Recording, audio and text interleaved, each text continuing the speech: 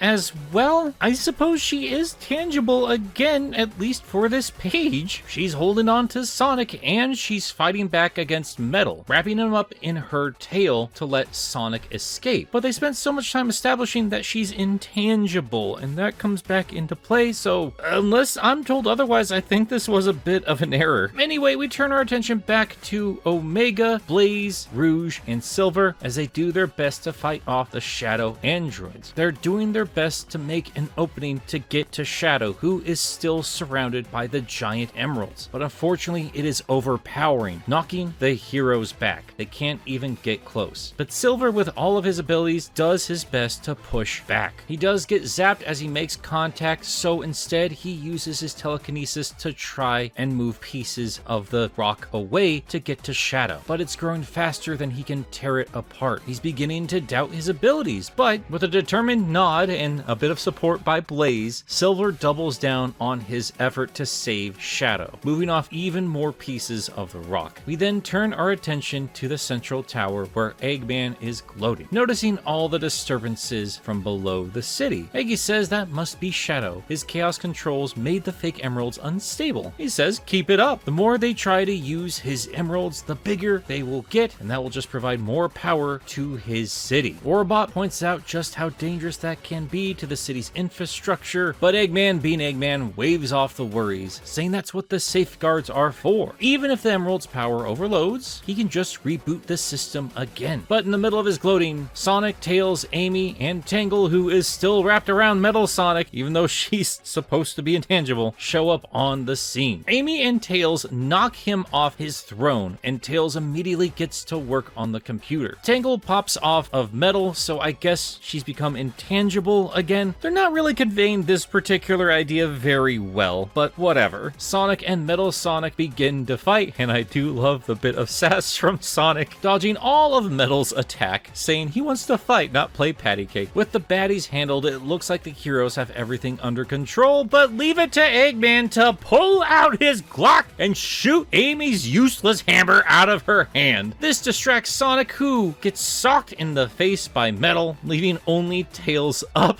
He tries to keep going at the computer while smacking Eggman in the face with his tails. It's amazing. Looks like another portal is about to trap Tangle, but just before that happens, Tails clicks something on the screen, right as Eggman pulls him away with one hand. I love this. I adore Eggman treating these animals like obnoxious little pets. This is amazing. But Eggman just looks on in fear, telling Tails he has no idea what he's done. Turns out Tails did indeed remove the limiter, sure, but now that means there's nothing stopping the emeralds from growing, and quickly more and more spires of emeralds shoot out from the ground, completely destroying the city around them, rocking the central tower. Eggman looks irritated and clicks one of his buttons, saying fine. It's time for Plan B. Plan B being, of course, having legs shoot out from the tower and turning it into a giant egg mech, because why not? And that is where issue 60 ends. Issue 61 opens up with a giant tower egg mech, and it looks amazing. The two groups get back up on their feet, with Sonic saying that Eggman hasn't won yet, and Eggy, of course, saying, haven't I? His brilliant creations are more than enough to handle you. Just basic hero-villain banter. It's adorable. Sonic leaps in for another attack, but the smirking Eggman just snaps his fingers, and the portals that were once around Tangle turn their attention to Sonic, trapping him in a portal. And with Sonic out of the picture, Eggman sends Metal after Amy and Tails. Tangle does her best to fight back, but she is once again intangible. It's fine, she just goes right through Metal Sonic. But as Metal pins Amy to the floor, Tangle once again reaches out and actually grabs Metal, because sure, who needs consistency? She realizes she's tangible again, but this unfortunately leaves her exposed to be attacked as Eggman grabs her by the shirt. Tangle does have her trusty tail readying up a punch, but Eggman is sick and tired of all these stupid animals and takes his gun and puts it in Tangle's head. My god, I love this. Does this stupid thing keep coming back because I keep joking about it? Is this just a fan favorite image? Eggman with the Glock? So yeah, the heroes are at a standstill with a gun to Tangle's head. But the Mad Doctor is caught off guard as a familiar sheep comes walking into the room. And when Eggman asks, who are you people? Lanolin responds by saying, I believe you met our namesake, the Diamond Cutters. We serve as a small, specialized strike team that assesses danger and offers aid in extreme conditions, but we mostly intend to be a problem. With that final awesome entrance being finished up by an attacking Whisper, who lays down her blue hammer on Eggman,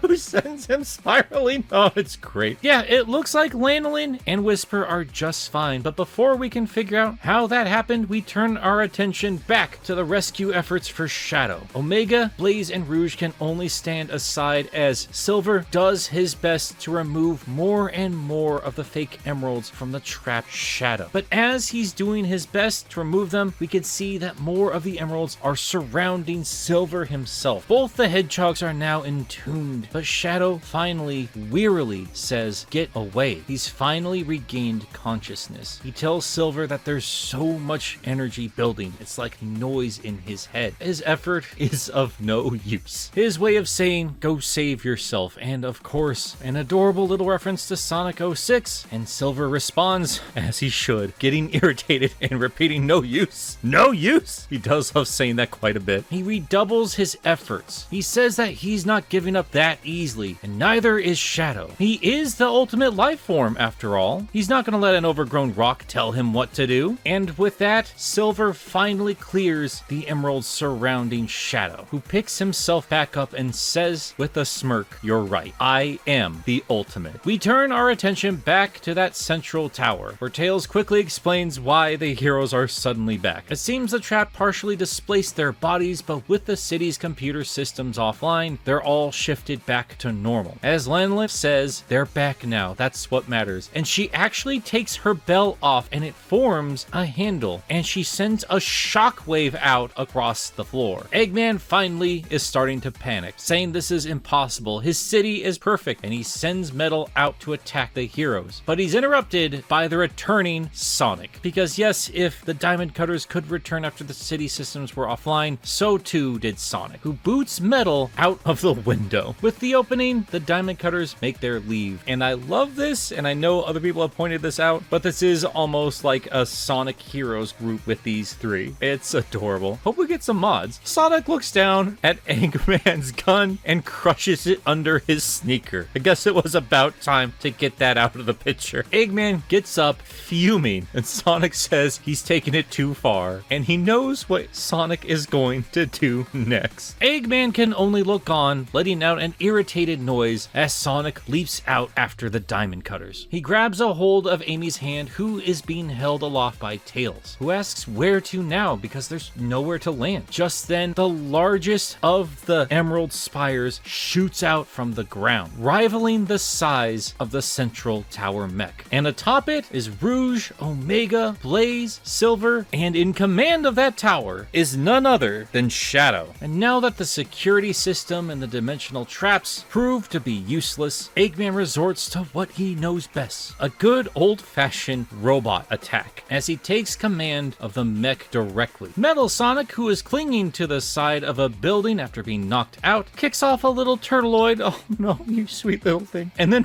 rides the larger one and grabs a hold of Sonic. Rouge yells no, and Omega yells yes! And I gotta be with Omega, that's an awesome image. Metal Sonic riding a turtle robot to take on the regular Sonic. That is exactly my kind of thing. I adore this. It has everything that I love. Omega's excited to get into another fight, so Rouge, Blaze, and the Big Bot lay down some attacks against Metal. But while he's defending against their barrage, Sonic turns the table and kicks him in the face, sending his doppelganger into Omega's line of fire, taking him out of commission for the remainder of this story. The rest of our cast regroups on the giant emerald spire, just as Eggman lays down an attack of lasers, saying he's worked too hard to let this city go, and he's going to take them apart. But atop the tower, we have Silver and Shadow. Silver asks, how many more hits can we take? And Shadow says enough to win this fight, and then lays out some corny, badass lines as he says, "The city is a true monument to your hubris, Doctor. I'll show you the monster you've made. Chaos Control." This is the kind of Shadow everybody's been missing. Embrace that cringe, baby. He lets off that Chaos Control, and all of the fake emeralds surrounding the city begin to light up. He has teleported all of the fake emeralds, but he is not done. As he says, these perverse emeralds connect your entire city, and with them under my control, you've built your own cage. And lets off another Chaos Control as more of the fake emeralds shoot up around the mech, pinning its legs. From down below, Sonic sees what Shadow is putting down and asks his friends to give him a boost. First starting off with Blaze, followed up by Amy's Pico Hammer. Yeah, they're doing an Advent Children, who cares? That's awesome. Finally, flying high above the Emerald Spire, where we can see Shadow and Silver. And no, we don't see all three overpowered hedgehogs working together, but it is nice to see all three of them in the same panel, once again showing some 06 fans a little bit of love. But speaking of love, we turn our attention to the panel right next to that one, where we see Tangle and Whisper holding hands, with a very interesting set of colors they're using for the backgrounds here. We'll cover that a little bit later, but for now, it's this duo's turn to get Sonic where he needs to go. He grabs a hold of Tangle's tail, and Whisper launches all of them up above the tower mech. As Eggman yells over the loudspeaker, if his city falls, there will be nothing left to divert power away from the artificial Emerald Network. Their destructive power is incalculable. He's the only one who can prevent it. And Sonic just says, yeah, right. Pleading doesn't suit you, Doc. And with a whip of her tail, Tangle launches Sonic into the mech, taking it out of commission with one powerful attack. As it crashes to the city below, Shadow tells Tails and Silver to go and protect the others. He says the Doctor was not bluffing. These emeralds are about to explode and take the entire city with them. Silver gathers all of the heroes close, protecting him under a telekinesis shield. And Shadow, standing atop his emerald spire, looking down at the exploding city below, unleashes one final Chaos Control, yeeting the entire city into space. It was awesome!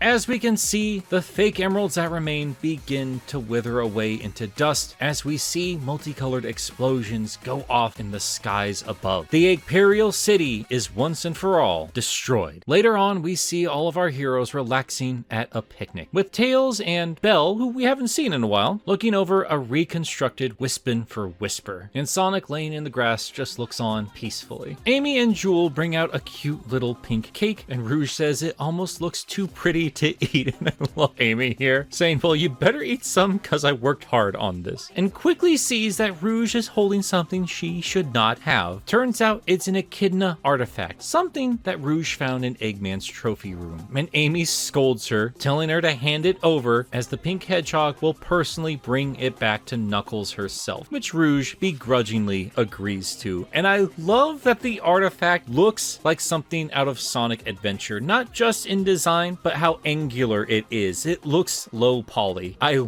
love that attention to detail. And I think it's safe to assume that they're going to have Amy on Angel Island thanks to the recent release of Sonic Origins Plus. I wonder if they're going to do any kind of light retconning in that issue. Guess we'll have to wait and see. Anyway, Amy turns around asking where's Sonic, and I love the little attention to detail of the tiny little hearts in her eyes. That's adorable. And Tails just says, oh, he ran off. You know how he is. As we see Sonic launching off a familiar checkerboarded bit of soil, launching off into whatever adventure lies ahead. And that is where the story ends. Now, there are a few things I do want to talk about in terms of the overall arc that we just went through. I'm gonna be interested in reading all of this back in one go, because when I think about it, it has been 10 issues dealing with the Eggperial City, and that is a healthy amount of time. But even with that considered, I don't know. I feel like they could have done a little bit more with this premise. That's not to say I don't enjoy what is here. It is pretty cool. A large part of why I feel that way is because of how they set up the metal virus. They spent so much time with that story, and while I know a lot of people got sick and tired of the length of it, I did like soaking in a particular premise. And I think maybe this only lasted 10 issues in response to how long the metal virus did run, which does make sense. And I also probably feel that this deserved more attention because, well, there are a lot of parallels to old school Western Sonic stories. I know people got sick and tired of me talking about this when I was comparing Lanolin to Sally, but I hate to break it to you guys, if there is anybody who is making direct parallel comparisons, I would bet money it is the comic team. They have worked with the Freedom Fighters, they have created these characters. If there are any parallels, they're well aware of it. They're the ones making those decisions. So if you want to get on my case about not letting Sally and the Freedom Fighters go, you first need to talk to the comic creators. But that said, I don't know if they're trying to flat out replace those characters. I don't think this is an insulting thing. I just think the parallels are there, and they took the bones of those ideas with the premise and some of the characters, and they have created something new. I never once said those comparisons were a bad thing. If you personally get offended by it, that is your business, not mine. I don't care. I love those characters, and I want to see them back. That's just how I roll. But I have always said I wanted to see what the game cast would be like if they dealt with something like Robotropolis, and this is about as close as we get. And this played out almost exactly like I said it would. While Robotropolis was a long-standing threatening force to the world of Mobius, in the world of Game Sonic and his super powerful friends, this city wouldn't last a week, and I don't think it did in this world, especially with Silver and Shadow being on the scene. To me, as an old school fan who has loved every iteration of these characters and these universes, it was really cool seeing some of these old school ideas mixed in with those characters. Because man, they did some really awesome stuff, especially in the finale. Yeah, we didn't get a lot of Shadow through this entire story, but the little we got, that's some of the best written Shadow we've gotten in a long time. I know there are still a lot of restrictions Sega is putting on him, but they are leading him in a more familiar direction. There's a lot more nuance to his character, and man, it was awesome to see him finally flex his abilities. And my comparisons to older characters aside, let me make it clear, I've been enjoying Lanolin. Yeah, I do think there are some parallels to Sally, and again, we're going to talk about all of that in a Freedom Fighters video. But like I said in the other video, and I will say it again here, they're still doing unique things with her characterization. She seems a lot more anxious and not quite used to all these high stakes situations she suddenly has found herself in. But man, that Lamb did an awesome introduction back into the story in issue 61, and I really hope the fan base around her continues continues to grow, because like I keep saying, regardless of comparisons with other characters, I don't want to see any of these characters go the way of the Freedom Fighters. This premise and these characterizations work for Sonic for a good reason, so let's stop getting rid of them. Those bell powers look awesome. Utilize that in a game, that would be great. And of course, it's nice to see some love for the love between Tangle and Whisper. I know a lot of the creatives behind the scenes really have been pushing for them to be an actual couple, but Sega is going to be Sega and not officially canonize any of that. I do think it's because they are trying to avoid any kind of romantic shipping nonsense in Sonic's storytelling, and I do understand that, but I also think there's a heavy bit of, let's call it old school thinking when it comes to decision making from Sega of Japan. It is a shame that a lot of these characters and their relationships still have to be subtly hinted at instead of being outright said that this is a lesbian couple, but for what it's worth, the people that created these characters seem to be rooting for that particular pairing, and I know that's really important for a lot of fans. So while it's not much, this panel did mean a lot to a lot of folks. If I have any nitpicks outside of the weird pacing I think this kind of had on occasion, the dimensional trap stuff, I don't really know if that sold me at any point. They had such a heavy emphasis on it chasing down the other characters, and then Tangle is intangible, then tangible again. I actually had to read these issues a couple times through to actually figure out what the heck this thing was doing. That could just be me not interpreting what I'm seeing, but the confusing back and forth between her being able to fight Metal Sonic and then pass through Metal Sonic, they're invisible yet visible again, and I guess I just completely bypassed Tails' explanation the first time around when he explained how they all came back, but I was under the impression that their atoms were supposed to be dispersed across a bunch of dimensions with that new and improved portal. I don't know. The concept is fine enough, gave us some fun little antics with the diamond cutters, and overall with all the characters they had to juggle between all of these issues, I think they did a pretty good job giving enough attention to all of them instead of just focusing up on Sonic saving the day. Yeah, he did get the final blow against the giant tower mech, but let's be real, it was Shadow who was the MVP here with that final chaos control. It was really nice seeing all of these characters interact, and in some subtle ways, hints of what I loved about old school characters that are now long lost to history interacting with newer generations of game characters. And it all merged together quite nicely. This was a fun concept, this was a fun setting, this was just a fun story. One that, yeah, I might have wanted to stick around a little bit longer than it did. But of course, I'm excited to see whatever they come up with next.